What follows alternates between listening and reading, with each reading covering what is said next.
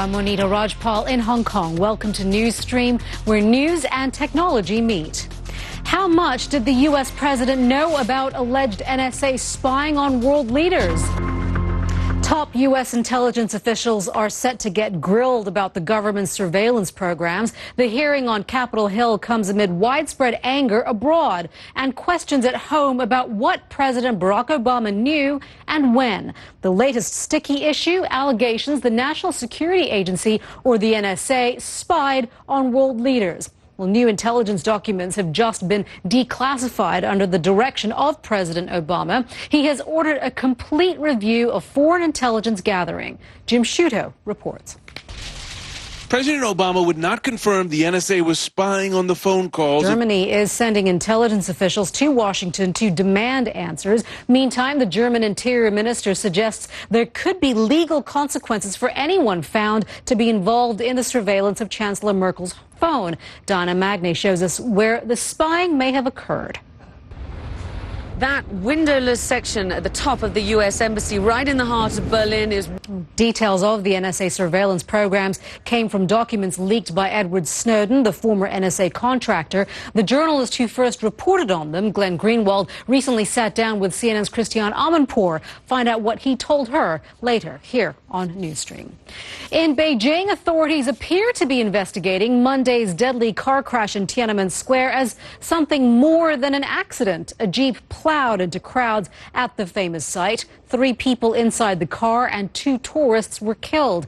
38 people were injured. A hotel manager in Beijing tells CNN authorities are requesting assistance in the investigation of what they are calling a major incident. Well, the police notice lists the names of 4 people believed to be ethnic Uyghurs from Xinjiang province. Meanwhile, Chinese authorities have censored internet images of the crash. Let's go to our David McKenzie now, who joins us live from Beijing. David, there's a sense that they are trying to, or the authorities are trying to control just how much information they have or that they're looking for. Well, that's right. It's not surprising that an incident of this nature, which... David, thank you. David McKenzie there live for us from Beijing. We've got some news just coming into CNN this hour. A Russian dancer on trial for an acid attack on this man.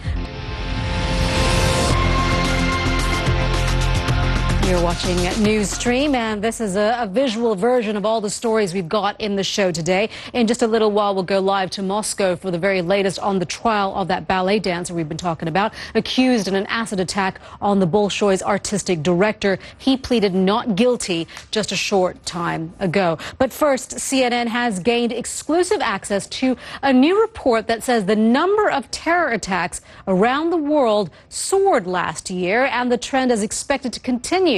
Pentagon correspondent Chris Lawrence has more on that grim forecast. It's not your imagination. Terrorists are launching more attacks like this deadly... 2 tweets by U.S. President Barack Obama were hijacked on Monday. The link on this tweet was supposed to send users to a Washington Post story, but for a while on Monday, it sent people to a video supporting Syrian President Bashar al-Assad. How did that happen? Well, it's not because Twitter itself was hacked. Instead, a service that Obama's account uses to shorten links was compromised. Now, this is the address that appeared in Obama's tweets, and when you go to this address, it's supposed to translate this short address into this, the full address of the Washington Post story. A link like this is too long to fit in a single tweet, so it is shortened, but the Syrian Electronic Army, as they're called, gained access to the shortener and changed where it went. So while the link looked identical on the outside, it actually sent users to another site entirely. The links have been fixed and will now send users to the correct page. Let's turn now to our top story and the U.S. surveillance scandal. Journalist Glenn Greenwald first reported details of the secret programs. He spoke to our chief international correspondent, Christiane Amanpour. She joins us now live from London. Christiane, what more did he reveal about this? Well, I spoke to him yesterday just before all sorts of senior senators and leaders in the United States have decided that there must be some kind of review of... The interesting thing about this story, Christian, is that there seems to be two reactions to this story. There are those that are shocked by the fact that people have been, that there's surveillance not just on citizens, but on political leaders, specifically allies of the United States. And there are those who are not shocked. They're saying, how can you be surprised by all of this? I guess the question a lot of people will be asking, well, where's this anger coming from? Leaders of the allied countries can't be surprised that the Americans have been spying on them. Well, as you say, there are all sorts of different reactions, and many leaders do understand. Christian, I'm curious to know if Glenn Greenwald, if he talked about if indeed this review does take place, and it's done so in an interesting way, where something does come out of it. Does he talk about whether or not Edward Snowden might consider going back to the United States? No, he didn't, and he doesn't get into that, to be very frank. Christian, thank you very much for that. Christian Amanpour there, live for us from London. And, of course, you can watch all of Christian's conversation with Glenn Greenwald on our website. Find out why he believes the U.S. needs more investigative journalism. That's at cnn.com/Amanpour. You're watching Newsstream.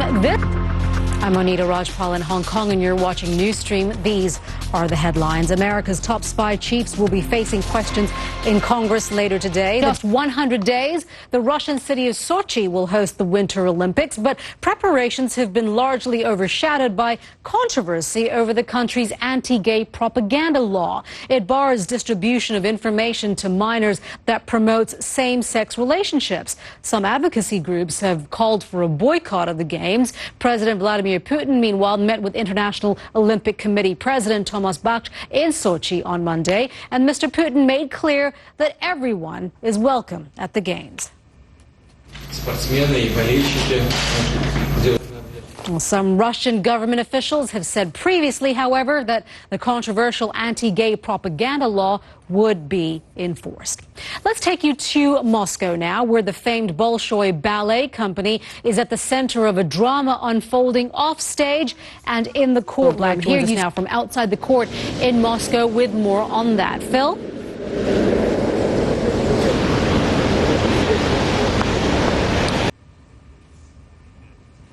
All right, we do apologize. We seem to have lost communications there with our Phil Black, but he was there reporting to us from Moscow. Let's move on now, Sherwin. They call it the world game, but football often divides rival nations more than it unites them. In Iran, however, an American is helping to coach the national football team. And as Reza Sayed tells us, his experience has given him hope for better relations between the two countries. June 18, Saya CNN, Tehran. You're watching Newsstream. Still ahead. 1 year since Superstorm Sandy. The hardest hit areas are still on the mend. Stay with us for that.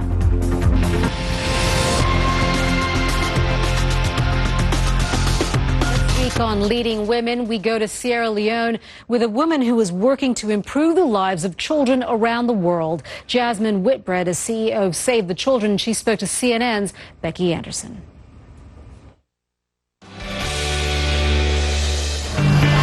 Welcome back. Well, two continents are about to be connected. It's a world first, a tunnel that links Europe and Asia. Every day, about 2 million people use bridges to cross the Bosphorus Strait to reach the two sides of Istanbul. Now, trains are starting to run, linking east and west. Well, the project has taken almost a decade to build and has had several delays. CNN's John Devteris is in Istanbul, joins us now. And John, we're about half an hour away from the official opening of this tunnel. How is the excitement building? How's it being viewed there?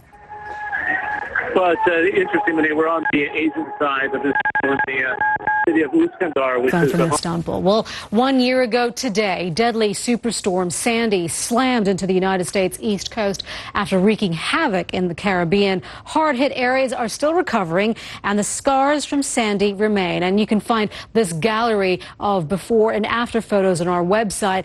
As you can see, repairs on this damaged boardwalk are still underway. The superstorm killed nearly 200 people and damaged hundreds of thousands of buildings. It knocked knocked out power to millions of people for days. Residents of Staten Island's Ocean Breeze neighborhood shared their stories with CNN.com, and you can find them in this special interactive part of our website.